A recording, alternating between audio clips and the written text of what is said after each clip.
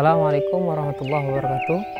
Sahabat sekalian dimanapun berada, di dalam pembahasan mengenai bisnis ya, kita harus mendudukkan dulu dasar yang harus kita miliki dalam berbisnis.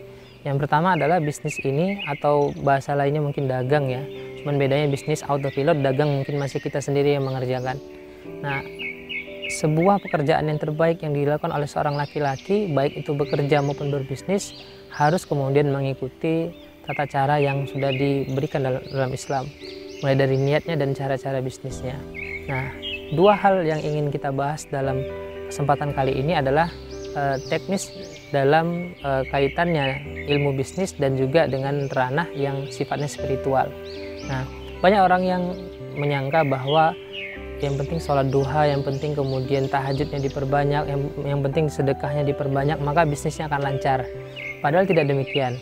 Ya, ada ranah ikhtiari dan ada ranah spiritual.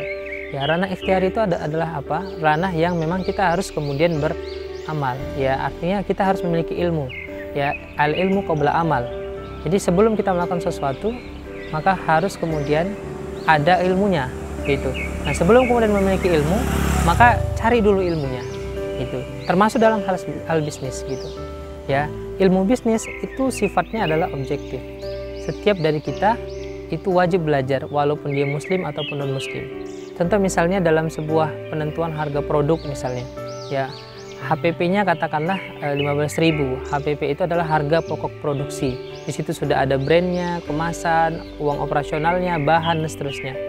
Nah, kemudian kita jual produk tadi di bawah harga 15.000. Katakanlah 14.500, 14.800 gitu.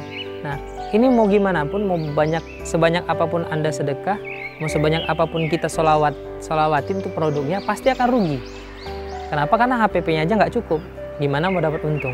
Harusnya kan ketika 15.000 dijual, harga produknya 15.000, maka dijual 20.000 atau 25.000 sesuai dengan margin yang ingin kita raih atau kita peroleh.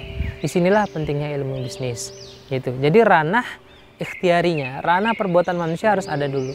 Baru kemudian kedua adalah ranah spiritual, sedekah, tahajud, apalagi sholat duha, ya membantu anak yatim, ya setiap hari Senin Kamis dapat free, ya kita kasih ke konsumen misalnya free produk, ya.